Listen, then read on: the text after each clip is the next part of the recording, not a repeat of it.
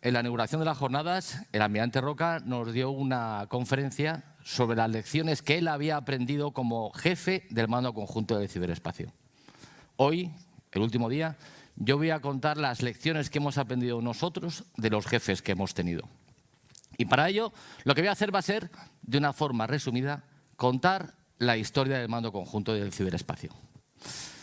No obstante, me gustaría recalcar que voy a intentar transmitir, mientras cuento esta historia, lo que para el mando es lo más importante. Para el mando no es lo más importante las nuevas tecnologías disruptivas que evolucionan exponencialmente todos los días, ni tampoco los ciberataques de los que nos defendemos a diario. Para el mando, lo más importante es lo que tenemos debajo de la boina gris y del uniforme árido. Es la persona, es el soldado español.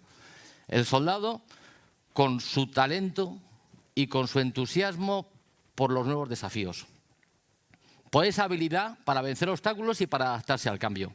Y sobre todo por esa pasión y ese fuego en el corazón que ha hecho que el soldado español a lo largo de la historia haya sido el protagonista de grandes hazañas. Hemos ganado grandes batallas, hemos conquistado continentes, con pocos medios y situaciones muy precarias, donde otros ejércitos jamás habrían conseguido el éxito.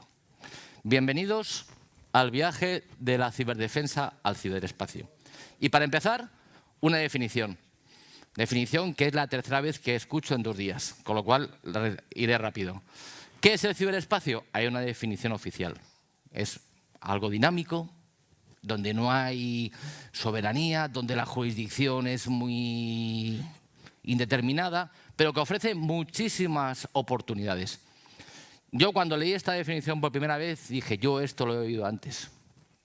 En otro contexto, pero me suena. Y lo encontré. La carta que Cristóbal Colón escribió cuando descubrió América. En él contaba las maravillas de ese nuevo continente, los paisajes, las gentes, las riquezas, lo que allí encontró. Y de hecho, encontré la similitud. Muchos autores definen el ciberespacio como un continente, el continente digital. Y si es un continente, debería ser el 6º continente. Es un 6º continente que nos ofrece grandes oportunidades y grandes comodidades. Podemos desde comunicar, hacer gestiones, estudiar, trabajar, sin movernos de casa, al golpe de un clic. Es más, podemos incluso tener una vida social que jamás tendríamos en el mundo real, a golpe de like. Es un 6º continente que tiene grandes bondades y que tendrá más todavía con la llegada de la inteligencia artificial. Pero este 6º continente tan maravilloso tiene también su contrapartida, un lado oscuro. Y este lado oscuro pues está compuesto por estos hackers, ciberdelincuentes, ciberterroristas, que mientras que con un clic conseguimos un beneficio, ellos con un clic realizan un ataque o roban algo o sabotean algo. Y por desgracia, este lado oscuro cada vez está teniendo más peso en el 6º continente. Y la única forma de equilibrarlo es con la ciberseguridad. Y ahora sí, voy a empezar ya con este viaje en el tiempo. Como todos sabemos, Internet, año 1983, se crea una pequeña red militar. En el año 1993 aparecen los primeros navegadores, se expande mundialmente y en el año 2000 ya tiene 250 millones de usuarios. A partir de entonces el mundo se hace más pequeño, se hace más cercano, se hace más ágil, pero también empiezan a aparecer los primeros hechos históricos del lado oscuro. En el 2007, la compañía Lockheed Martin detecta la intrusión en sus ordenadores. Esta empresa, por si alguien no lo sabe, es la que, entre otros aviones, fabricaba el F-22. Bueno, pues curiosamente, al poco tiempo aparece un hermano gemelo, el Chengdu J-20, made in China. También fabricó el F-35 y también, curiosamente, apareció otro avión similar, el Shenyang J-31, también fabricado en China. Empezamos a ver ya hitos en el lado oscuro. En el año 2007 también se produce otro acontecimiento histórico. Es la primera vez que un país sufre un ciberataque. El ciberataque se produce a Estonia. Estonia, para que nos ambientemos un poco, en ese momento era de los países más avanzados digitalmente. Ya casi todas las gestiones en el Estado ahí se hacían ya con ordenadores y con gestiones y aplicaciones. Y eso justo lo hizo más vulnerable al ciberataque. El ciberataque se produce a consecuencia de la retirada de un monumento del ejército soviético. Y de repente todas las instituciones del gobierno empiezan a sufrir ciberataques. Gobierno, parlamento, bancos, telecomunicaciones. El país se paraliza. Durante 2 semanas es un auténtico caos. De hecho, tienen que llegar a cortar los accesos de Internet fuera del país porque el país no puede reponerse de estos ataques. ¿Lección que aprendida? Pues la principal fue que este país, a raíz de este ciberataque, se acercó más a Europa y se acercó más a la OTAN. Y todos pensamos que quien realizó el ciberataque no esperaba este efecto. Estonia acusó a Rusia en repetidas ocasiones, pero Rusia siempre lo negó. Año siguiente, Georgia, otro hito. Aquí se combina la primera vez en la historia un ciberataque con un ataque real. Las tropas rusas entran en Georgia y a la vez que entran, sufre el país un ciberataque casualmente con las mismas características técnicas que el que sufrió Estonia el año anterior. De esta forma, es el primer hito en la historia en que se producen las dos condiciones, ciberataque y ataque.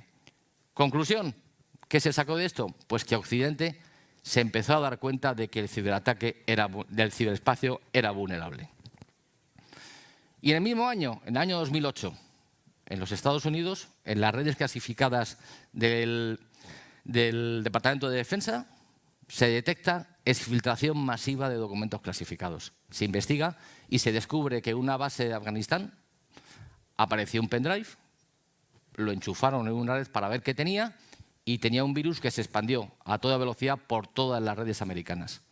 Tardó 14 meses Estados Unidos en poder limpiar sus redes. De hecho, creó una operación, la operación Buxos Yankee, para poder limpiar sus redes de este ataque.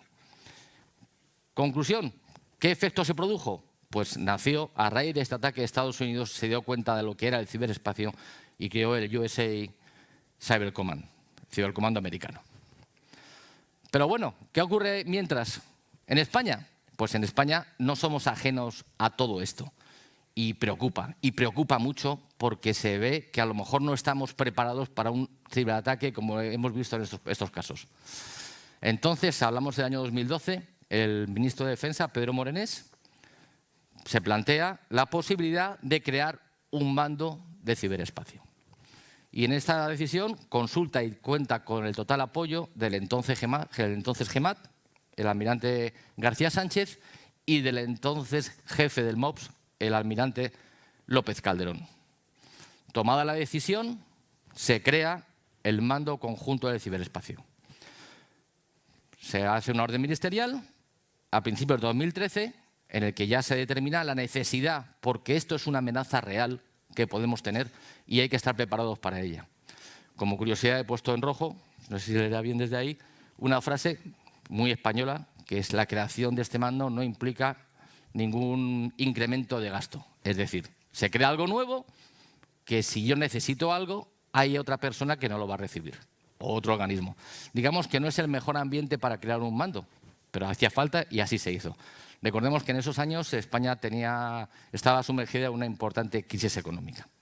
Pues ya tenemos el proyecto, el mando, ya tenemos la misión, garantizar la ciberseguridad de las Fuerzas Armadas, y ahora falta elegir a la persona que va a poner en práctica este proyecto.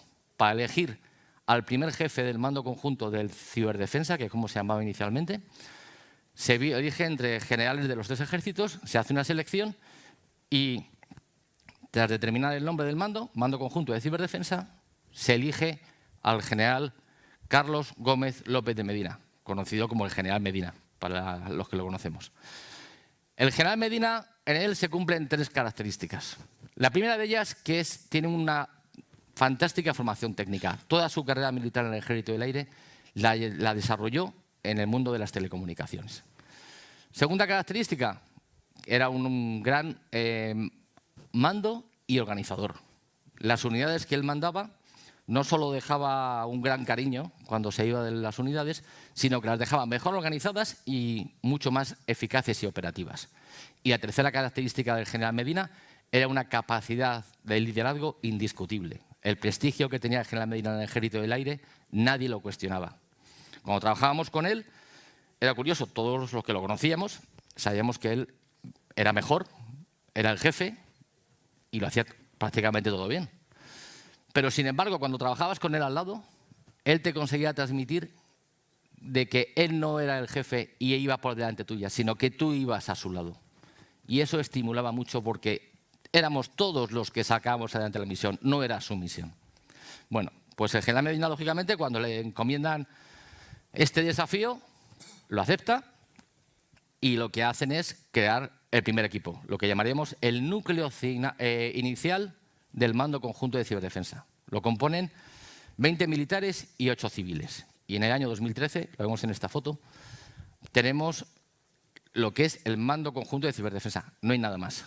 Ni hay medios, ni hay equipos, ni hay edificios. Son estas 29 personas las que inician esta fantástica aventura. A mí esto me recuerda a otro acontecimiento histórico que ya ha pasado en España, ¿no? Vamos a viajar un poco en el tiempo. Año 1527. Estamos en la Isla del Gallo, en el sur de Colombia, y tenemos a Fernando Pizarro. Fernando Pizarro lleva 2 años y medio en América con unos 100 soldados, pasando penurias, sufriendo enfermedades y no consiguiendo ningún objetivo. En un momento los soldados ya le dicen, hasta aquí hemos llegado, ya no seguimos contigo. Entonces ahí Fernando Pizarro saca el sable, la espada que llevaba, hace una raya en la arena y les dice, los que queráis, os entiendo a todos, los que queráis pasar esta raya, yo os prometo fama, pero seguiréis sufriendo, seguiréis pasando penurias, pero seréis inmortalizados. Los que no, ya sabéis lo que tenéis, os quedéis aquí hasta que vuelvan más españoles o se os recoja. Entonces solo 13 de sus hombres cruzaron la raya y en la historia están los 13 de la fama, con sus nombres y apellidos. Y gracias a esos 13 hombres y a Pizarro, España conquistó posteriormente Perú. Pero seguimos avanzando y pasan los años. General Medina, con sus 28 de la fama, sigue avanzando, lucha contra todos los elementos y va creando el mando. A los 5 años, en el año 2018, llega un nuevo jefe, el general García Hernández, también del Ejército del Aire. Y el general García Hernández, bueno, tenía otro talante diferente al general Medina. El general García Hernández tenía 2 características. La primera de ellas era que era un hombre excepcionalmente diplomático. Un relaciones públicas internacionales y nacional fantástico, un encanto. Vendía todo lo que hacía falta y además negociaba de forma fantástica. Pero a su vez tenía una decisión firme cuando tomaba una decisión. Era firme en sus decisiones. Y esto, bueno, ¿qué le hace? Pues le hace iniciar esa segunda etapa del mando que llamaríamos la fase de expansión del Mando Conjunto de Ciberdefensa. Pero antes de seguir con el general García Hernández, vamos a ver un poco qué pasa en el mundo. Seguimos con el lado oscuro. En el mundo de Israel, en el año 2018, reconoce que ya en el 2007 realizó un ataque peculiar. Fue la primera vez que combinaba un ciberataque utilizando el espectro electromagnético. Se llamó la operación Ochart. ¿El objetivo cuál era? Destruir una central nuclear que estaban fabricando los sirios, todavía no estaba fabricada, para evitar que saliera adelante. Y entonces la realizan. 4 F-16, 4 F-15, se meten en el territorio sirio, bombardean, destruyen la incipiente central nuclear y se van. Y la defensa aérea no hace absolutamente nada. ¿Qué ocurrió? Pues que los radares de defensa aérea en ese momento ya eran digitales y se les había introducido un virus que se activaba cuando recibieran un eco concreto. No el eco normal de un avión cuando lo ven, sino un eco concreto. Tanto los F-16 como los F-15, al entrar en el espacio aéreo sirio, lanzaron ese eco y consiguieron que todos los radares quedaran inutilizados. Ya damos un hito en lo que es la ciberguerra. Pero también vemos que estas cosas cada vez se están dando más y aparece también otro tipo de amenazas, ¿no? Empezamos con las perturbaciones del ICE. El ICE, para explicarlo de forma rápida, es como un pequeño localizador que tienen todos los buques y todos los barcos civiles y militares que emiten su localización. vía satélite o vía radio. Y hay unos centros de control que lo plasman y lo marcan en un mapa, como se puede ver ahí.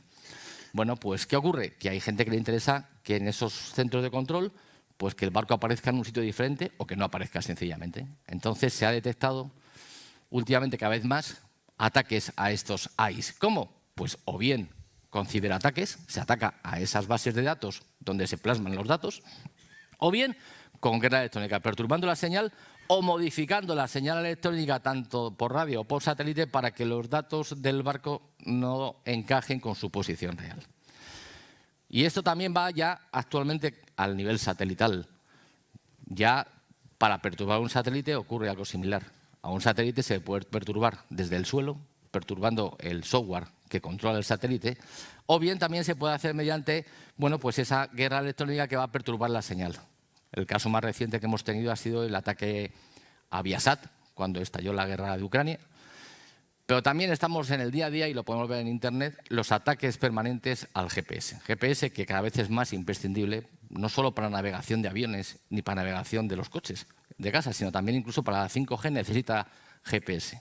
Bueno, pues si vemos el mapa de perturbación de GPS en Internet, comprobaremos cómo, sobre todo la parte de los países nórdicos, todos los días tienen un nivel muy alto de perturbación del GPS. Aquí ya vemos que, pues estamos igual. Vemos que ya la tecnología ha avanzado y ya no solo hay un ciberataque, sino que hay más ataques en el ciberespacio. Porque una cosa que es importante saber, el ciberespacio no solo son los ordenadores. Lo hemos visto en varias presentaciones anteriores. Si yo tengo un pequeño microchip con capacidad para almacenar información, para gestionarla o para transmitirla, yo tengo un pedazo de ciberespacio. Pero ese ciberespacio no solamente es el microchip y la información que contiene. También es ese medio de transmisión, que puede ser un cable, fibra óptica o ondas electromagnéticas. De forma que el ciberespacio abarca todo y cada vez es más difícil separar una parte de la otra. Con este motivo, volvemos al Mando Conjunto de Ciberdefensa. Pues ante esta nueva situación, vemos que en España sí que teníamos un organismo capaz de gestionar lo que es el espectro electromagnético, las comunicaciones satélite o las comunicaciones radio. Y era la Jefatura CIS de las Fuerzas Armadas. Entonces, una de las grandes empresas que llevaba a buen fin el general García Hernández es la integración de esta jefatura en el Mando Conjunto de Ciberdefensa. De forma que en el año 2020 se funden el Mando Conjunto de Ciberdefensa con la Jefatura CIS de las FAS. Y nace el Mando Conjunto del Ciberespacio, que es como lo conocemos actualmente. Con lo cual, casi duplica las capacidades. Ya no solo somos expertos en la informática, sino también tenemos capacidad para poder defender el ciberespacio en toda su amplitud. Pero el general García Hernández no solo se queda con esta ampliación, que además no implica solo una ampliación de capacidades, sino también de personal. Aquí el mando ya tenía unas 100 personas, con la integración de la JCISFAS, el mando ya llega a ser 200 personas. El mando ya empieza a crecer. General García Hernández es consciente de que en el ciberespacio no se puede estar solo. La unión hace la fuerza y necesita alianzas. Y con esas dotes que tiene de relaciones públicas, sobre todo internacionales, consigue que el Mando Conjunto ya del ciberespacio se integre en los organismos OTAN, en los organismos de la Unión Europea y en los foros de ciberseguridad iberoamericanos. De forma que hace una serie de alianzas tan grande que consigue una comunidad de ciberdefensa que nos da más fuerza a todos, porque compartimos la información, compartimos las amenazas y compartimos las soluciones. Como algo pasó parecido con nuestro querido Hernán Cortés en 1519 en México, que con tan solo 500 hombres conquistó un imperio de más de 6 millones.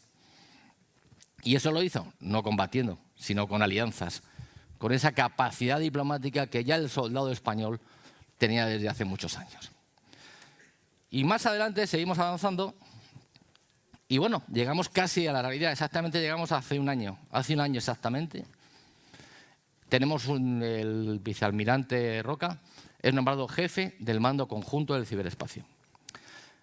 Hemos cambiado de ejército, el mando es conjunto. Y el almirante Roca, en él tenemos 4 características. La primera de ellas, ¿cuál es? La primera de ellas es, que para mí es la más importante, es que durante los años que estuvo el general García Hernández fue su segundo.